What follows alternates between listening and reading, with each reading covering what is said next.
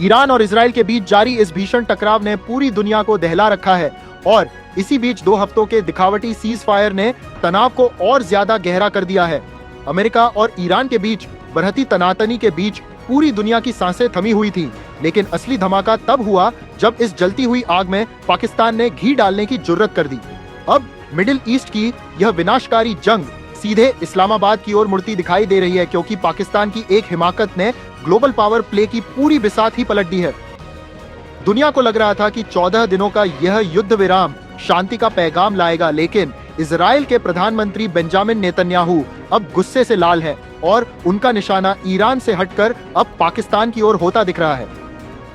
पाकिस्तान के रक्षा मंत्री ख्वाजा आसिफ ने इजराइल के खिलाफ जो भद्दी और आपत्तिजनक टिप्पणी की है, उसने इजराइल को समझौता नहीं बल्कि सीधा हिसाब करने पर मजबूर कर दिया है। इजराइल वो मुल्क है जो अपने दुश्मनों को पाताल से भी खोज निकालने की ताकत रखता है और पाकिस्तान का यह बयान कि इजराइल एक कैंसर है जिसे खत्म कर देना चाहिए, उसके लिए सबसे बड़ी आत्मघाती गलती साबित हो सकती है। आज 2026 का ताकतवर भारत इस पूरे घटनाक्रम पर बात जैसी नजर रखे हुए है और नई दिल्ली की सॉलिड कूटनीति का लोहा वॉशिंगटन से लेकर तेहरान तक हर कोई मान रहा है। पाकिस्तान को लगा था कि वह इस आग में कूदकर मुस्लिम जगत का मसीहा बन जाएगा, लेकिन वह यह भूल गया कि इजराइल के साथ भारत के रिश्ते आज किस ऐतिहासिक ऊंचाई पर हैं।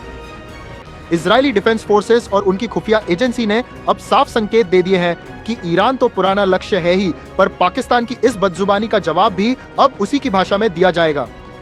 पाकिस्तान की माली हालत आज वेंटिलेटर पर है और अपनी आवाम का ध्यान भटकाने के लिए उसने गलत देश से पंगा ले लिया है, क्योंकि इजराइल ने 2 टूक कह दिया है कि उसके अस्तित्व पर सवाल उठाने वालों को अब दुनिया की कोई भी ताकत नहीं बचा पाएगी। अमेरिका भी अब पाकिस्तान के इस रवैये से किनारा करता दिख रहा है, जबकि ईरान खुद हैरान है कि पाकिस्तान ने बिना मांगे उसकी तरफदारी क्यों की। 2026 की वैश्विक राजनीति में भारत की साख इतनी बढ़ चुकी है कि इजराइल जैसा घातक देश भी कोई बड़द्दा कदम उठाने से पहले भारत के रुख को समझने की कोशिश करता है। पाकिस्तान के लिए सबसे बड़ा खौफ यही है कि कहीं भारत और इजराइल की रणनीतिक साझेदारी उसे चारों तरफ से घेर न ले। इजराइल ने साफ चेतावनी दी है कि वह ईरान को तो संभाल ही लेगा, लेकिन पाकिस्तान अपनी खैर मनाए, क्योंकि अब शब्दों का खेल खत्म हो चुका है और एक्शन का वक्त शुरू हो गया है। इजराइल की मार्ग क्षमता और उसकी सटीक खुफिया जानकारी का मुकाबला करना पाकिस्तान के बस की बात नहीं है और नेतन्याहू के ऑफिस से आ रही खबरें बता रही हैं कि पाकिस्तान के खिलाफ एक स्पेशल डॉजियर तैयार हो चुका है। यह डॉजियर पाकिस्तान की उन तमाम काली करतूतों का कच्चा चिट्ठा है जिसे इजराइल अब दुनिया के सामने लाकर उसे अंतरराष्ट्रीय स्तर पर पूरी तरह अलग थलग कर देगा। चीन और तुर्की जैसे देश भी आज इस स्थिति को देखकर सहमे हुए हैं, क्योंकि इजराइल जैसा दुश्मन जब पलटवार करता है तो वह नक्शे तक हिला देने की कुव्वत रखता है। पाकिस्तान के भीतर भी अब इस बयान को लेकर डर और दरारें दिखने लगी हैं, क्योंकि कुछ नेता समझ चुके हैं कि यह बचकानी हरकत देश को भारी बर्बादी की ओर ले जा सकती है। मिडिल ईस्ट का यह सीज फायर जैसे ही खत्म होगा, धमाकों की गूंज सुनाई देगी और इस बार इन धमाकों की धमक इस्लामाबाद में सबसे ज्यादा तेज हो सकती है। आज का भारत अपनी राष्ट्रीय सुरक्षा और हितों को लेकर कोई समझौता नहीं करता और पाकिस्तान की इस बदतमीजी ने भारत के लिए रास्ता और भी साफ कर दिया है। इजराइल जो कहता है वह करता है और अब उसकी मिसाइलों का टारगेट बदलता हुआ दिखाई दे रहा है। पाकिस्तान ने अपनी मौत का सामान खुद तैयार कर लिया है और अब न तो चीन उसे बचा पाएगा और न ही अमेरिका उसे बचाने में कोई दिलचस्पी दिखाएगा। यह पाकिस्तान की अपनी चुनी हुई विनाशकारी राह है, जहां अब सिर्फ और सिर्फ अंधेरा नजर आ रहा है। इजराइल और ईरान के बीच धधकती यह आग अब केवल मिडिल ईस्ट के रेगिस्तानों तक सीमित नहीं रही है, बल्कि इसकी लपटें अब दक्षिण एशिया के उस दरवाजे पर दस्तक दे रही हैं जहां पाकिस्तान अपने ही बुने हुए जाल में फंसता नजर आ रहा है। 2 हफ्तों का वह नाम मात्र का युद्ध विराम जिसे दुनिया शांति की एक किरण मान रही थी, वह दरअसल एक ऐसे तूफान से पहले की खामोशी थी जिसने अब इस्लामाबाद की रातों की नींद उड़ा दी है। यह महज एक कूटनीतिक बयानबाजी नहीं है, बल्कि यह साल 2026 के उस बदलते वैश्विक समीकरण का संकेत है जहां अब पुरानी धमकियां नहीं बल्कि सीधा और घातक प्रहार ही अंतिम सत्य बन चुका है।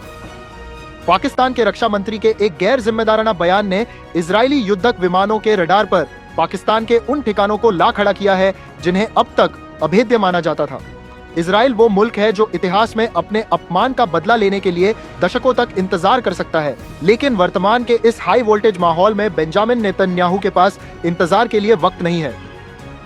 इजरायली खुफिया तंत्र ने पाकिस्तान के परमाणु ठिकानों से लेकर उनके आतंकी लॉन्च पैड्स तक की ऐसी कुंडली तैयार की है जिसने वॉशिंगटन के पेंटागन से लेकर लंदन के डाउनिंग स्ट्रीट तक खलबली मचा दी है। पाकिस्तान को लगा था कि वह ईरान की ढाल बनकर मुस्लिम देशों का नया नेता उभरकर सामने आएगा, लेकिन उसे इस बात का रत्ती भर भी अंदाजा नहीं था कि उसने एक ऐसे देश की पूंछ पर पैर रख दिया है जो शिकार करने से पहले कभी इजाजत नहीं लेता। इस पूरे परिदृश्य में भारत की भूमिका सबसे अहम और रहस्यमयी बनी हुई है, क्योंकि नई दिल्ली की खामोशी में जो गहराई है वह पाकिस्तान के लिए किसी भी मिसाइल से ज्यादा डरावनी है। 2026 का भारत अपनी अर्थव्यवस्था और सैन्य ताकत के उस शिखर पर है जहां वह बिना युद्ध लड़े भी किसी देश की किस्मत बदलने की ताकत रखता है।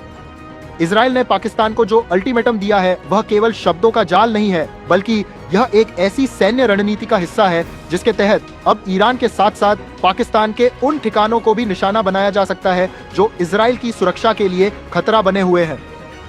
पाकिस्तान के हुक्मरानों को यह समझना चाहिए था कि जब शेर और शिकारी के बीच जंग चल रही हो तो बीच में शोर मचाने वाले गीदड़ ही सबसे पहले शिकार बनते हैं।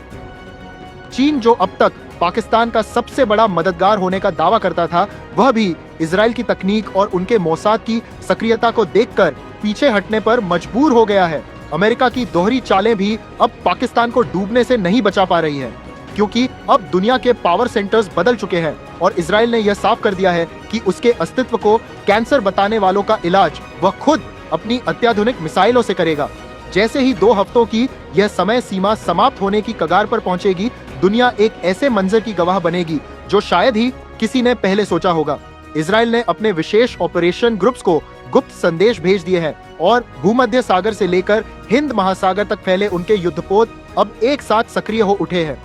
पाकिस्तान की अर्थव्यवस्था, जो पहले से ही कर्ज के बोझ तले दबी हुई थी, वह इजराइल के इन संभावित हमलों की खबर मात्र से ही पूरी तरह चरमरा गई है। वहां के बाजारों में सन्नाटा पसरा है और सेना के मुख्यालयों में इस बात को लेकर माथापच्ची चल रही है कि क्या उनके पास इजराइल की लेजर डिफेंस सिस्टम और उनके F-35 विमानों का कोई तोड़ है।